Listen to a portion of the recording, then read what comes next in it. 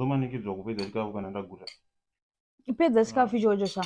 Chikafu ndicho chautozopedza manje. Zvomanikidzwa here kana ndaguta. Manje tiri kutonetsana sha ukasapedza chikafu ichocho. Wandibikisa pa ndichiita zvokundimhanyisa ndine nzara. Ndabika kwacho haucha. Tiri kunetsana ukasapedza chikafu ichocho. Zvikuru zvataura watichi? Saufungwa ndokudya. Ndati tiri kunetsana ukasapedza chikafu ichocho. Kasika idya chikafu ichocho. Tiri kunetsana ukasachipedza.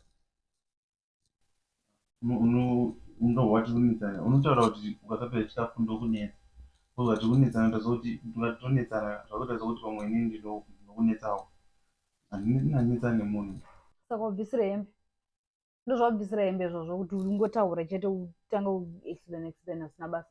Ubvisire hembe. Izvezvi idya chikafu ichocho chipera. Hauna kutodya kana kumbovhunduka ndokuna kutongoona. Idya chikafu chako chipere sha. Iwo pamwe ndiharisa uchichema kuti nenzara ungosingavhunduke.